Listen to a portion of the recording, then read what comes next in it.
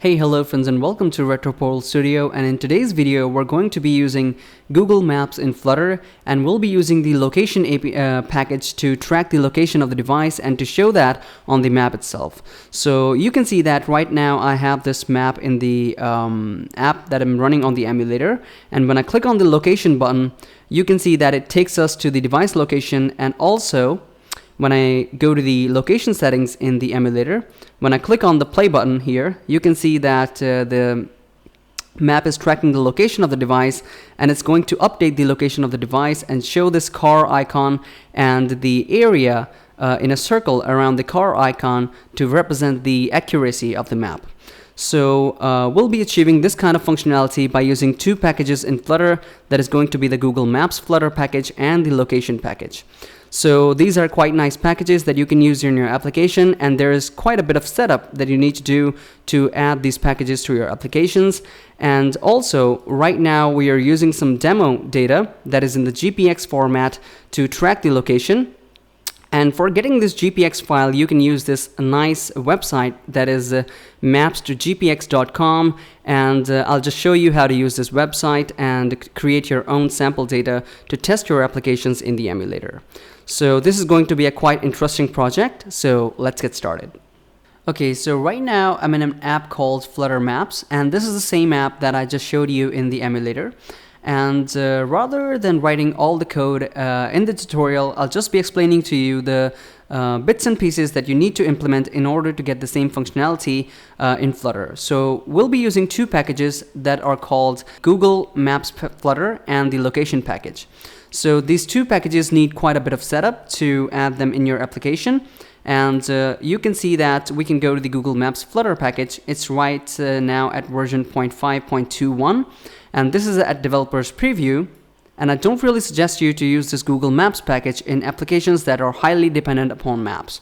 You can use this package in normal level applications that don't use Google Maps quite oftenly, and for our application this will be quite fine. So other than this Google Maps Flutter package, we're also going to be using the location package that is currently at version 2.3.5.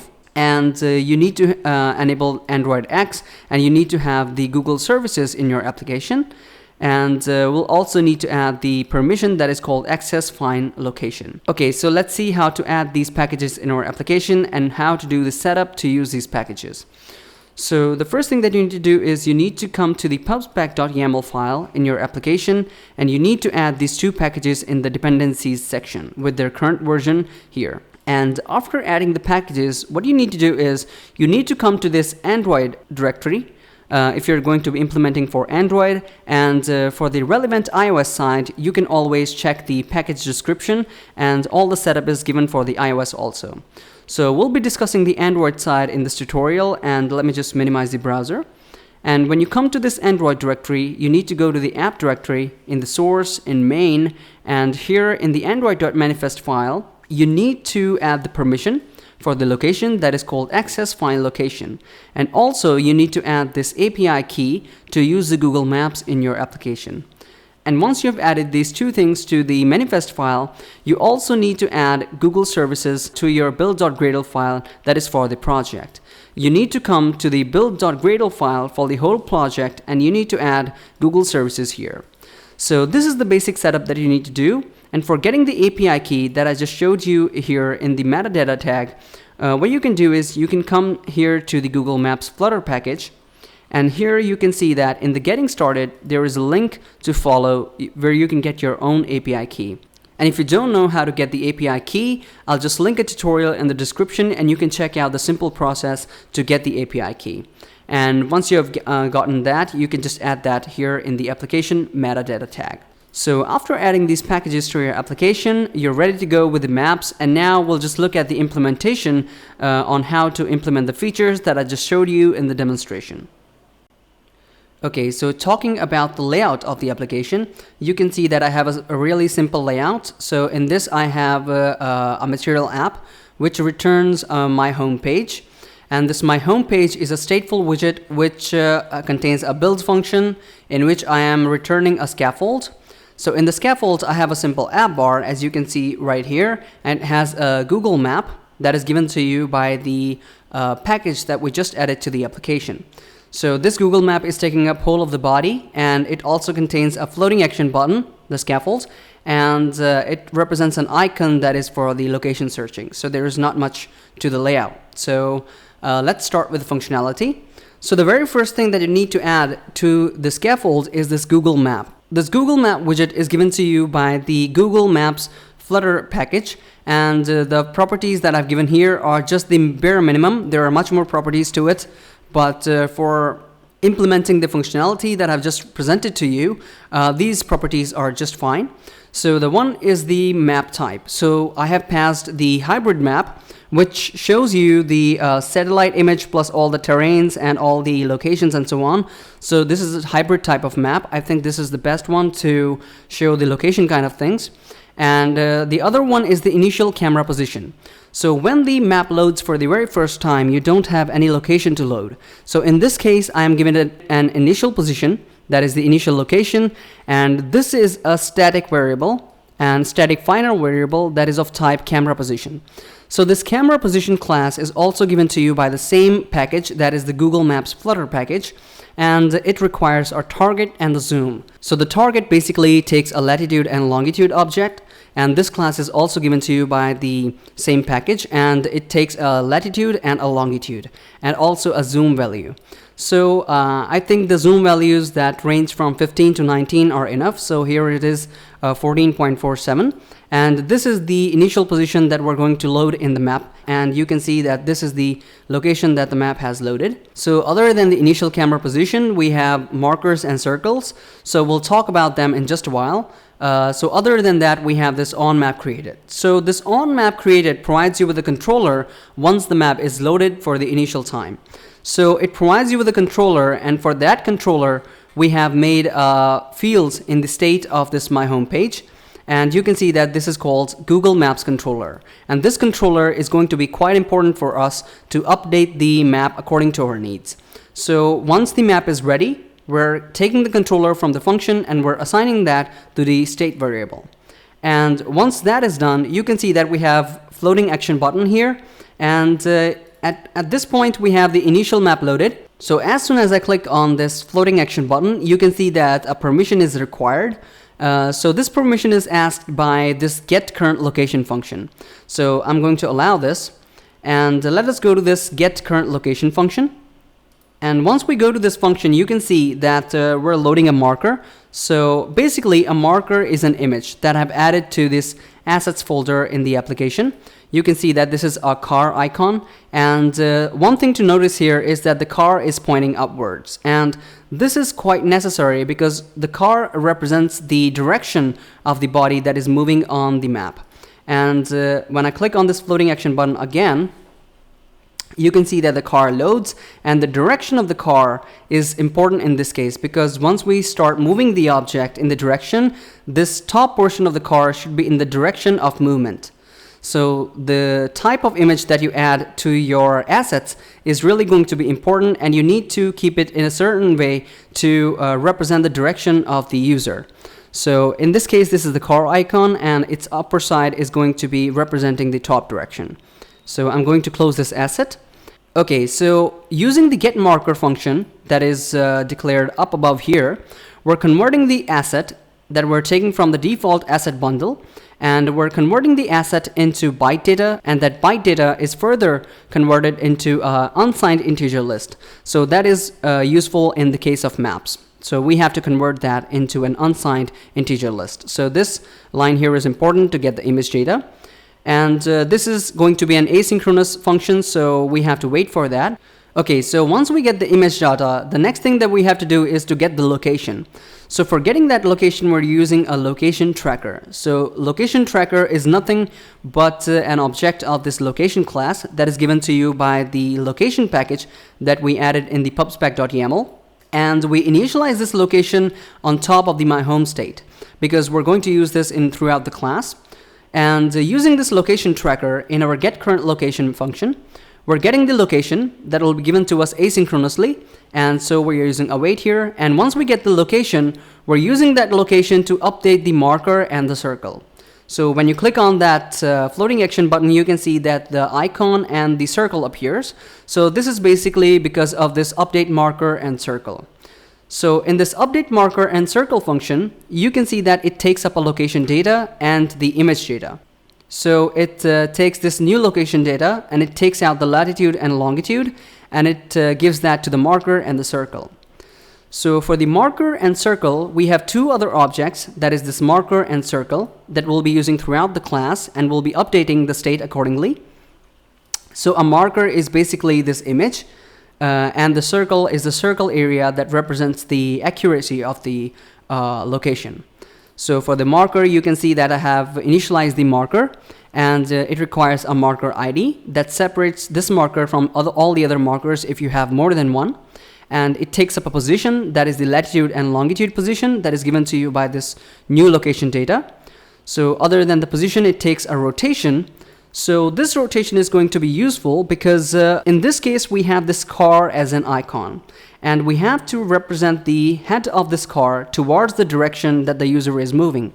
So in this case, what we're doing is we're taking the heading property of this new location data, and we're giving this as a rotation to the icon that we printed. So if you remember, I told you in starting that the direction of the image is really important in this case because we're using this head of the car as the direction in which the user is moving, and hence the new location data.heading.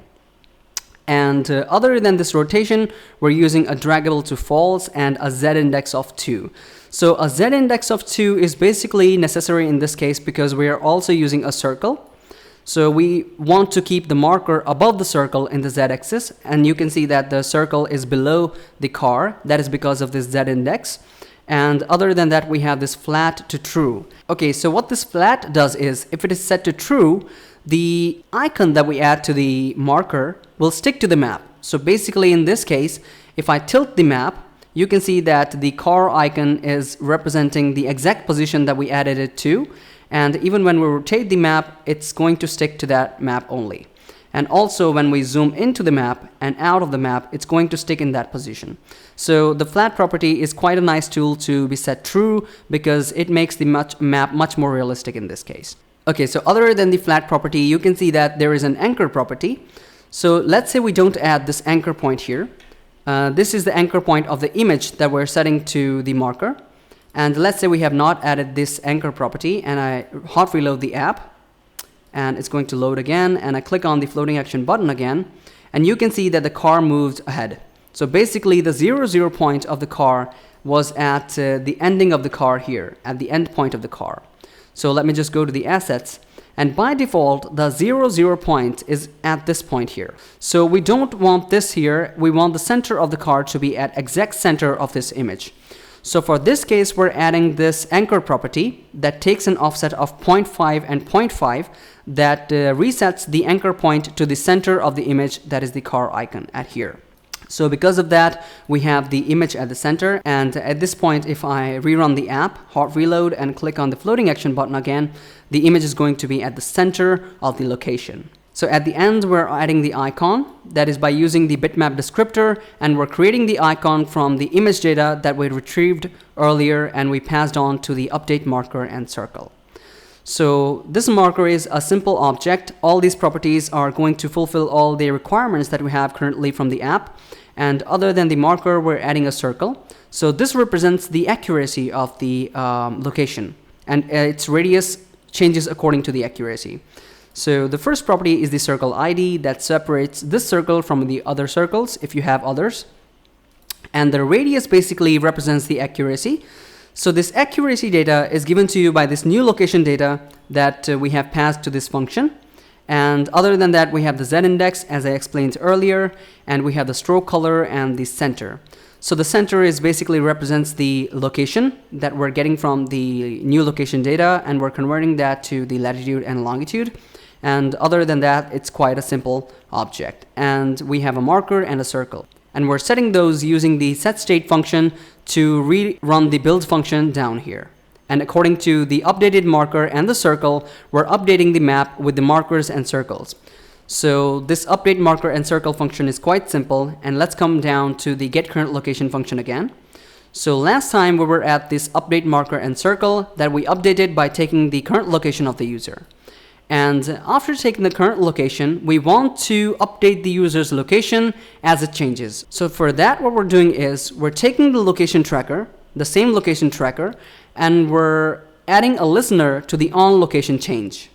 And every time the location changes, this listens to the new location data. And if the controller is not null, it uses the controller, that is the Google Maps controller that we initialized earlier. And it takes that controller and it animates the camera. So basically it takes a new object of camera update, and that is given to you by the new camera position. And in the same way as we created earlier in this static here, we're using the same function to create a new camera position and adding that to the camera. So basically every time the location tracker gives us a new location, we're updating the camera according to the new location and we're animating the camera using the controller. So this is quite a simple function that takes a latitude and longitude as the target and a bearing. So basically bearing is going to be a type of anchor point according to which the map will rotate, and a tilt property and a zoom. So basically every time we listen to a new data, we're animating the camera and then we're updating the marker and the circle accordingly using the same function as we used earlier. Okay, so for just a recap, the floating action button that is represented down here in the scaffold, once we click on that button, this get current location function is called. So once this function is called, we get the image in the form of an unsigned integer list with the help of this get marker function.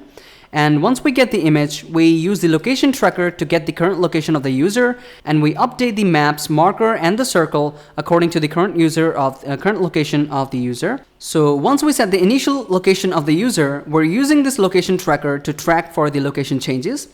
So every time the location changes, we're using this controller to animate the camera to move that camera to a new location. And once we move to the new location, we're updating the marker and circle accordingly. So all the updation is done using this get current location function. And you also need to remember that the location tracker subscribes to the new location data, and you have to take that in a location subscription. Basically that is type of stream subscription, and you need to keep that in a location subscription as I'm doing down here. And once you dispose the widget, we need to also cancel the subscription. And if you don't cancel the subscription, this can cost your device's performance. Okay, so now that we know how the code works, so let us just run the app. And let me just open up the emulator. So once the app runs, you can see that an initial location is loaded. That is given to us by this static location using the camera position that we initialized. And once we click on this floating action button, this get current location function is called, and we're taken to a certain location that the user is given in. So this location is set here using this control panel for the emulator. That is, in the location settings, I have set the latitude and the longitude. So once we send the location in this emulator updates accordingly. You can see it right here. So other than this latitude and longitude for a certain location, I have this GPX file loaded in the GPS data playback. And the way to create this GPS playback is using this Maps to GPX site. So I'll just put the link to this website in the description. And the way how this site works is that it requires a Google Maps link. So what you need to do for that is you need to go to the Google Maps and you need to select a certain direction, basically directions to move from point A to point B. And once you get the directions like this, you need to open the menu here and you can click on the share and embed map. And once you click on that, you'll be taken to a link, and you need to copy that link and come back to the Maps to GPX. And we need to paste the link here and click on Let's Go. So you need to click on this track points because we want those track points to track the location on the emulator. And you can see that the file is downloaded. And when we go to the emulator, you can come back to this panel. And let me just open up the emulator also. So once you click on this panel, you can click on this load GPX and go to that folder in which the file is downloaded. And you can see there are many files like that. And let me just click on this one and click on open. The data is refreshed and the new file is loaded in the GPS data playback. And you can set the speed also.